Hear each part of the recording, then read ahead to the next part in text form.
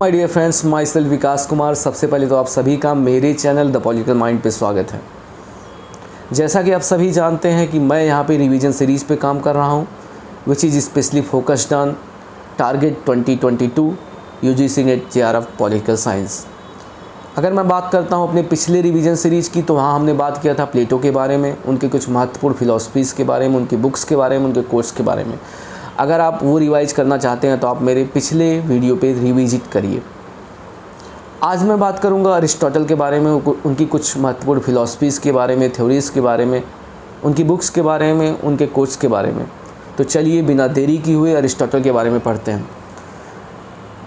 मैंने पहले भी बात की थी कि अगर हमको किसी भी थिंकर के बारे में जानना है तो सबसे पहले हमको ये जानना होगा कि उस समय का लाइफ एंड टाइम क्या था, उस समय की परिस्थितियाँ कैसी थी, वो किस समय पैदा हुए और उस समय का माहौल कैसा था, वो जहाँ रह रहे थे। अगर मैं बात करता हूँ अरिस्टोटल की, तो उनका जन्म जो हुआ था स्टैगिरा में हुआ था। ये एक स्मॉल ग्रीक कॉलोनी थी जो मैसिडोनियन किंगडम, जहाँ का अलेक्जेंडर द ग्रेट था, उसी के बगल जो स्मॉल ग्रीक कॉलोनी थी, वहाँ पे इनका जन्म हुआ था। लेकिन इनका जन्म तो वहाँ पे हुआ था स्टैगिरा में, लेकिन इन्होंने अपना ज़्यादातर जो समय जीवन काल का बिताया वो एथेंस में बिताया। सबसे पहले तो वो ही वाज लाइक एक तरह से जो प्लेटो की द एकेडमी थी, वहाँ पे ये पढ़ाई करने के लिए गए थे। लगभग 20 ईयर वहाँ उन्होंने प्लेटो के साथ पढ़ाई की या अध्ययन किया।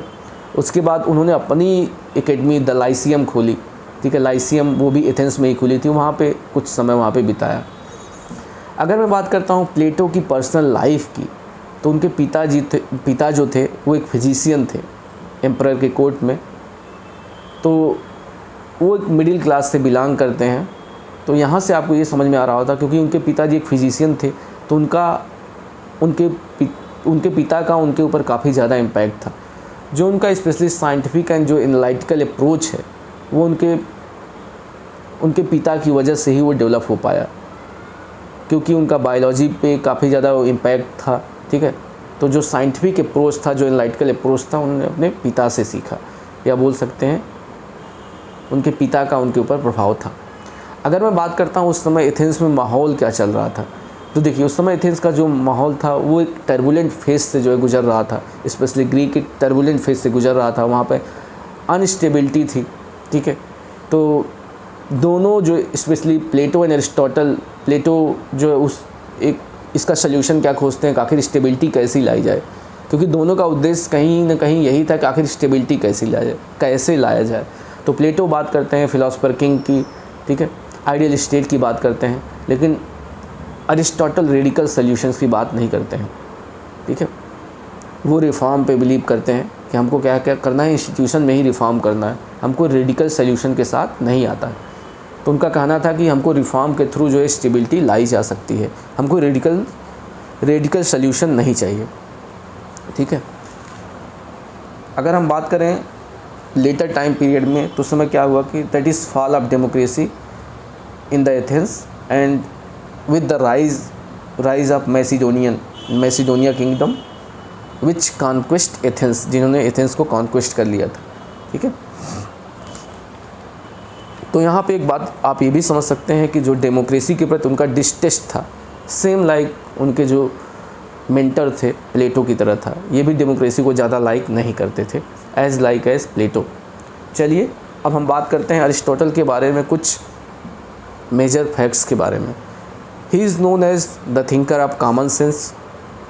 जहाँ पर प्लेटो बात करते थे एक स्पेशलिस्ट नॉलेज की, कि फिलोसोफर किंग को बहुत ज़्यादा नॉलेजेबल होना चाहिए, उसके बाद ढेर सारा नॉलेज होना चाहिए। ये बोलते हैं कि नहीं, इतना नॉलेज नहीं होना चाहिए, बस इतना हो कि उसके पास कॉमन सेंस हो, एटलीस्ट उसके पास ह्यूमन साइकोलॉजी का, कुछ हिस्ट्री का उसके पास आइडिया हो, वो समझता हो, ठीक है, रीजन हो, करेज हो, ठीक है। तो उनको बोला जाता है thinker of common sense. He is also known as a conservative thinkers. उनको कंजर्वेटिव थिंकर्स क्यों बोला जाता है? कंजर्वेटिव थिंकर उनको इसलिए बोला जाता है क्योंकि he believes in the institution of property, family, इन सब चीज़ों में वो बिलीव करते थे। उनका कहना था कि they have been tested by the time, उनको टाइम के द्वारा टेस्ट किया गया है, तो उनको हम एक रेडिकल रिफॉर्म्स नहीं कर सकते हैं, जैसा कि प्लेटो सजेस्ट करते हैं कि that is communism of property and family, property and family को बिल्कुल ख़त्म कर देना चाहिए। लेकिन अरिस्टोटल ऐसा नहीं कहते हैं। इनका कहना है कि जो इंस्टीट्यूशन ऑफ प्रॉपर्टी है, फैमिली है, they have been tested by the time, तो हम उसको ऐसे ख़त्म नहीं कर सकते हैं। उनको रहना है, बट हमको थोड़ा सा उनको रिफॉर्म करना है स्टेबिलिटी के लिए। तो he is known as conservative thinker. He is also functionalist in approach, कि जो उनका जो इंस्टीट्यूशन है फैमिली एंड प्रॉपर्टी का, उसका एक फंक्शन है, उसको रहने देना है, उसको ख़त्म नहीं करना है। यहाँ पे वो यूटिलिटेरियन भी हैं, क्योंकि कहीं ना कहीं जो institution of property and family है वो उस पर बिलीव करते हैं कि उसकी एक यूटिलिटी है, उसका एक महत्व है, उसको ऐसे ख़त्म नहीं किया जा सकता है। साथ ही साथ ही आल्सो बिलीव इन टेलियोलॉजी। यहाँ पे टेलियोलॉजी का ज़्यादा आप यहाँ बहुत सिंपल शब्दों में अगर कहा जाए, teleology beliefs in the destiny, कि नेचर ने सभी का जो है डेस्टिनी डिफाइन किया है।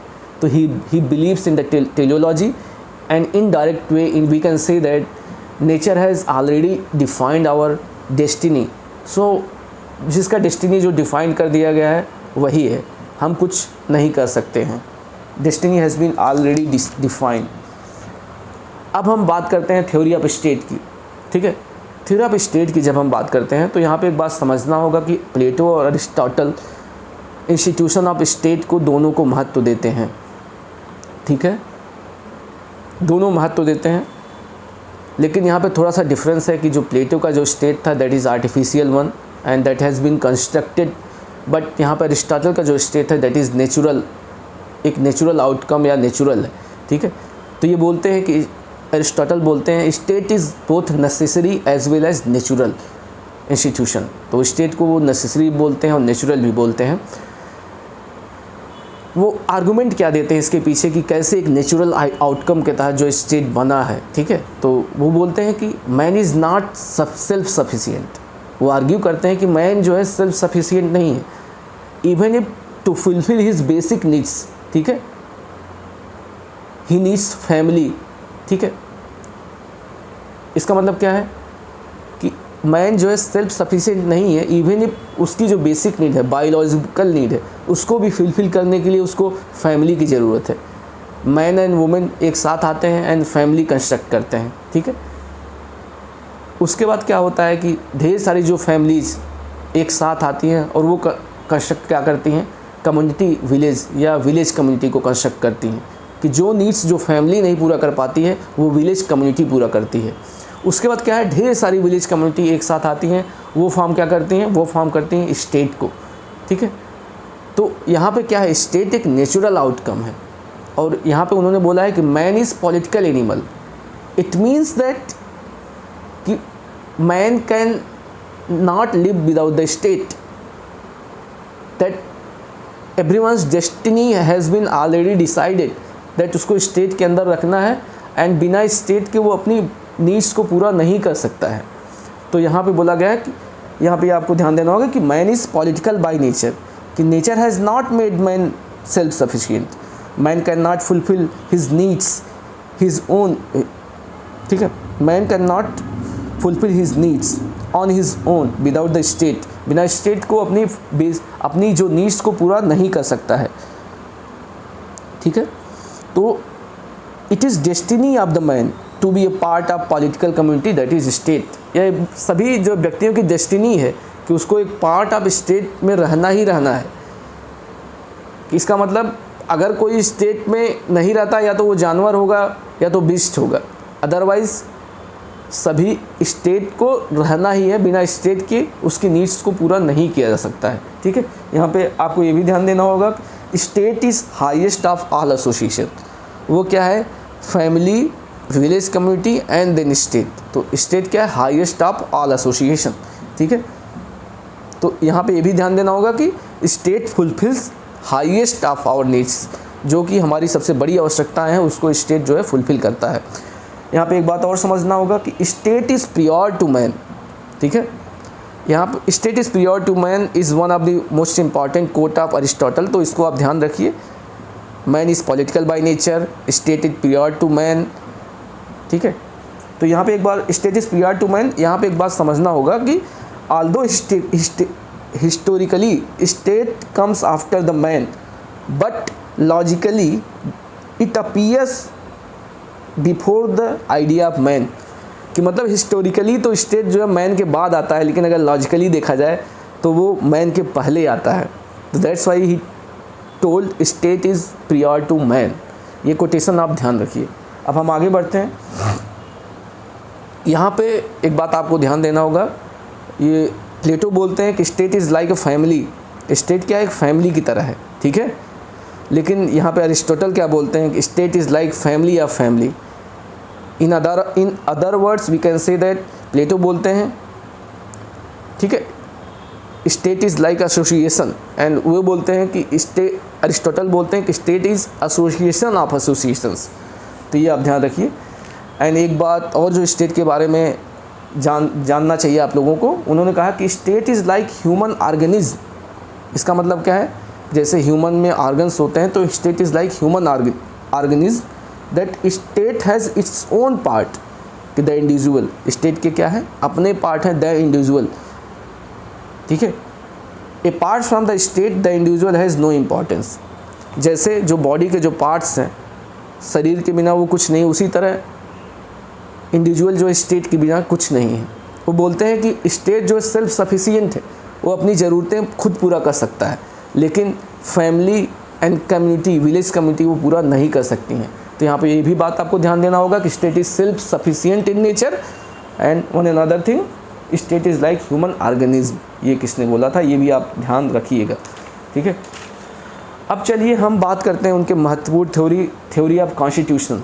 एक बात आप ध्यान दीजिए कि वो जब थ्योरी ऑफ कॉन्स्टिट्यूशन की बात करते हैं तो उन्होंने कॉन्स्टिट्यूशन, स्टेट, गवर्नमेंट, इन सब चीज़ों को इंटरचेंजेबली जो है यूज किया है। तो अरिस्टोटल क्या करते हैं कि वो लगभग 158 कॉन्स्टिट्यूशंस का अध्ययन करते हैं एंड देन वो क्या है, अलग अलग स्टेट्स को अलग अलग क्लासीफाई करते हैं, ठीक है। अब वो क्लासीफाई कैसे करते हैं, आप इस चीज़ को जाके सीधे अगर नेट पे आप सर्च करोगे तो अरिस्टोटल कॉन्स्टिट्यूशनल थ्योरीज, तो वहाँ पे एक चार्ट बना हुआ मिलेगा जहाँ पे आपको कई टर्म्स लिखे जाएंगे, जैसे मोनार्की है, टायरानी है, अरिस्टोक्रेसी है, ओलिगार्की है, पॉलिटी है, डेमोक्रेसी है। ये सब चार्ट आपको वहाँ से मिल जाएगा। तो सबसे पहले चलिए हम उसको थोड़ा सा एक्सप्लेन कर देते हैं। तो इसको कैसे उन्होंने क्लासिफाई किया है, क्लासिफाई उन्होंने किया है नंबर ऑफ रूलिंग क्लास के बेसिस पे। तो उन्होंने रूलिंग क्लास के बेसिस पे, फिर उसके बाद स्टेट का normal form and perverted form या करप्टेड फॉर्म को एक डिफरेंट कॉलम्स बनाया। पहले कॉलम में उन्होंने क्या किया है, नंबर ऑफ रूलिंग क्लास। दूसरे कॉलम में उन्होंने नॉर्मल फॉर्म को लिखा है, that is in the interest of people. तीसरे कॉलम में उन्होंने लिखा है परवर्टेड और corrupted form, that is who are acting in the self interest. तो सबसे पहले उन्होंने नंबर ऑफ रूलिंग क्लास में अगर 1 होगा, 1 है, इसका मतलब क्या है, नॉर्मल फॉर्म में क्या होगा, मोनार्की होगा, ठीक है। लेकिन मोनार्की का जो परवर्टेड फॉर्म है या करप्टेड फॉर्म वो क्या है, टायरानी, ठीक है। उसके बाद नंबर ऑफ रूलिंग क्लास अगर फ्यू लोग जो है रूल कर रहे हैं तो उनको क्या कहा जाएगा, नॉर्मल फॉर्म में अरिस्टोक्रेसी। लेकिन अरिस्टोक्रेसी का जो परवर्टेड फॉर्म है वो क्या है, ओलिगार्की, ठीक है। अब अगर बहुत लोग रूल कर रहे हैं, ठीक है, बहुत लोग रूल कर रहे हैं, तो नॉर्मल फॉर्म में उसको कहा जाएगा पॉलिटी, और उसी का जो परवर्टेड फॉर्म है या करप्टेड फॉर्म है वो क्या है, डेमोक्रेसी, ठीक है। यहाँ पर आपको ये समझना होगा कि सबसे पहले तो आप इन्होंने समझ लिया कि मोनार्की क्या है, रूल ऑफ 1, इसका परवर्टेड फॉर्म क्या है आपका टायरानी। अरिस्टोक्रेसी क्या है, रूल ऑफ फ्यू, इसका परवर्टेड फॉर्म या बिगड़ा हुआ रूप क्या है, ओलिगार्की। पॉलिटी क्या है, रूल बाय मेनी, इसका परवर्टेड फॉर्म क्या है, डेमोक्रेसी, ठीक है। नॉर्मल फॉर्म में क्या होगा, जो रूलर होगा वो पीपल के इंटरेस्ट में काम करेगा।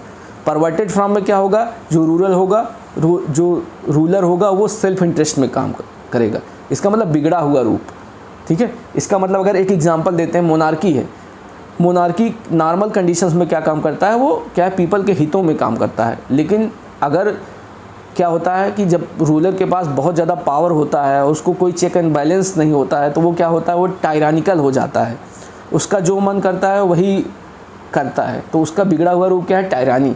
उसी तरह अरिस्टोक्रेसी का बिगड़ा हुआ रूप क्या है, ओलिगार्की, एंड पॉलिटी का जो बिगड़ा हुआ रूप है वो डेमोक्रेसी है।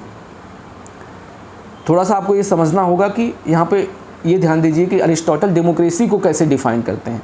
अरिस्टोटल डेमोक्रेसी को डिफ़ाइन करते हैं कि democracy is rule of many, ठीक है, पार्टिकुलरली द पुअर वन, ठीक है। Aristotle placed democracy in the perverted form because it is referred as the rule of mediocres seeking to serve their self interest rather than interest of state। तो यहाँ पे आप समझिए कि Aristotle ने democracy को कैसे डिफाइन किया है कि that is rule of poor, और इसको किसको, डेमोक्रेसी को किस में रखा है अरिस्टोटल ने, परवर्टेड फॉर्म में, क्योंकि ये क्या होता है आफ्टर सम टाइम रूल, ये कन्वर्ट किस में होता है, रूल ऑफ मीडियोकर्स। मीडियोकर्स में क्या होता है कि वो अपने हितों में काम करते हैं, ना कि स्टेट के हितों में काम करते हैं, ठीक है। तो इस चीज़ को आप ध्यान रखिए। यहाँ पे आपको ध्यान रखना होगा कि according to Aristotle monarchy is best form of government. Monarchy सबसे बेस्ट है, but that is not practical one, क्योंकि होता क्या है कि मोनार्की के पास कोई पावर का चेक एंड बैलेंस नहीं होता है, और वो क्या कन्वर्ट हो जाता है, टायरानी में कन्वर्ट हो जाता है। उसके बाद उन्होंने बोला था डेमोक्रेसी इज़ सेकेंड बेस्ट, ठीक है, डेमोक्रेसी सेकेंड बेस्ट है, बट क्या होता है कि democracy is rule of, later on क्या हो जाता है कि democracy is rule by the Mediocres, कि जो अपने हितों में काम करने लगते हैं, ठीक है, न कि जनता के हितों में। तो ये बोलते क्या हैं, एक गोल्डन मीन कॉन्सेप्ट के साथ आते हैं। गोल्डन मीन पहले भी बताया था, इसका मतलब क्या हो गया कि मीडियम ऑफ टू एक्सट्रीम्स। तो ये गोल्डन मीन कॉन्सेप्ट के साथ आते हैं कि आखिर बेस्ट कॉन्स्टिट्यूशन क्या होगा। बेस्ट कॉन्स्टिट्यूशन क्या होगा कि a judicial mixture of aristocracy and democracy described as mixed constitution would prove to be best form of government. इनका कहना था कि बेस्ट फॉर्म ऑफ जो गवर्नमेंट होगा वो क्या होगा, एक judicious mixture of aristocracy and democracy. Aristocracy मैंने पहले ही बता दिया कि that is rule of few, और अरिस्टोक्रेसी में जो रूल ऑफ फ्यू होंगे वो कौन होंगे कि rule of chosen few, rich, educated, cultural and competent person, ठीक है, ठीक है, ये हो गया। एंड डेमोक्रेसी को क्या कैसे डिफाइन किया गया था, रूल ऑफ पुअर पीपल। तो इन्होंने, अब देखिएगा जो गोल्डन मीन का जो कॉन्सेप्ट है वो अपने कॉन्सेप्ट के साथ आते हैं कि एक जुडिशियस मिक्सचर जो होगा, जो स्पेशली अरिस्टोक्रेसी का और जो डेमोक्रेसी का होगा, वो बेस्ट फॉर्म ऑफ गवर्नमेंट होगा। कैसे होगा, क्योंकि इनका कहना था कि मोनार्की कन्वर्ट हो जाता है टायरानी में, क्यों, क्योंकि वहाँ चेक एंड बैलेंस नहीं होता है, ठीक है। एंड आपका अरिस्टोक्रेसी ओलिगार्की में कन्वर्ट हो जाता है, क्यों, क्योंकि वहाँ पे भी चेक एंड बैलेंस नहीं होता है, इस वजह से वो कन्वर्ट हो जाता है, ठीक है। लेकिन डेमोक्रेसी में प्रॉब्लम क्या है कि that is rule by the poor people, mediocre people, तो वो काफ़ी रूल नहीं कर पाते हैं, असमर्थ हो जाते हैं। तो इनको कहना था कि जो गवर्नमेंट में स्पेशली हों, जो महत्वपूर्ण पदों पे हो, अरिस्टोक्रेटिक लोग हों, जो स्पेशली लाइक एजुकेटेड हों, कॉम्पिटेंट हों, वो हों, लेकिन उनको जो है टायरानिकल ना बनने दिया, या ये कहा दिया जाए कि उनको जो है उनके अंदर ओलिगार्किक टेंडेंसीज ना आने पाएँ। तो वहाँ पे क्या है, चेक एंड बैलेंस होना चाहिए। चेक एंड बैलेंस कहाँ से आएगा, पुअर पीपल से, ठीक है, that is by the democracy, कि अगर वो जो है अपने पावर का एक्सेस पावर में यूटिलाइज़ कर रहा है और पीपल के इंटरेस्ट में काम नहीं कर रहा है, तो वहाँ पे क्या है, डेमोक्रेसी को यूटिलाइज़ करके उसको हटाया जा सके। तो इसलिए अगर दोनों का मिक्सचर किया जाए तो एक जो है एक बेस्ट जो है कॉन्स्टिट्यूशन जो है कॉन्स्टिट्यूशन पे आया जा सकता है, ठीक है। ये आप तो गोल्डन मीन का कॉन्सेप्ट यहाँ से आता है। अब हम आगे बढ़ते हैं, ठीक है। तो इन्होंने कहा है कि इसी को जो मिक्स्ड कॉन्स्टिट्यूशन है उसी को उन्होंने पॉलिटी बोल दिया है, ठीक है, कि the polity is rule of middle class with, हाँ, कि पॉलिटी क्या होगा, polity is rule of middle class with average property and wisdom. तो इनका कहना था कि देखिए, अगर बहुत या संपन्न लोग या बहुत रिच लोग जो रूल करेंगे तो जाहिर सी बात है पुअर लोग होंगे, जो गरीब लोग होंगे, वो वहाँ पे रिवोल्यूशन होने के चांसेस बहुत ज़्यादा होंगे और बहुत ज़्यादा अनसेटिस्फाइड होंगे, और बहुत ज़्यादा गरीब भी चले गए तो वो मीडियोकर्स की तरह बिहेव करने लगेंगे, वो चला नहीं पाएंगे। तो इन्होंने कहा कि इसीलिए बोला है कि पॉलिटी जो है बेस्ट फॉर्म ऑफ गवर्नमेंट है, उसी को ये भी आप बोल सकते हैं, मिक्स्ड कॉन्स्टिट्यूशन भी आप बोल सकते हैं। तो इन्होंने बोला है कि polity is rule of middle class with average property and wisdom. So polity is best practicable form of government. इसीलिए पॉलिटी क्या है, सबसे प्रैक्टिकेबल फॉर्म ऑफ गवर्नमेंट है। ठीक है, यहाँ पे आपको ये बात ध्यान देना होगा कि देखिए ये एक साइक्लिक मैनर में होता है। जैसे मोनार्की है वो रूल ऑफ वन है, वो क्या हो जाता है कि जब उसके पास एक्सेसिव पावर आ जाती है, कोई चेक एंड बैलेंस नहीं होता है तो क्या है, टायरानी में भी कन्वर्ट हो जाता है। और जब रूरल टायरानिकल हो जाता है तो कुछ लोग आते हैं और कुछ लोग आके क्या करते हैं, कुछ लोग आके उस टायरानिकल जो रूरल है उसको हटा देते हैं और वहाँ पे अरिस्टोक्रेसी स्टेबलाइज करते हैं। लेकिन होता क्या है कि विथ टाइम अरिस्टोक्रेसी भी जो है अपने पावर को क्यूमुलेट कर लेती है और उसको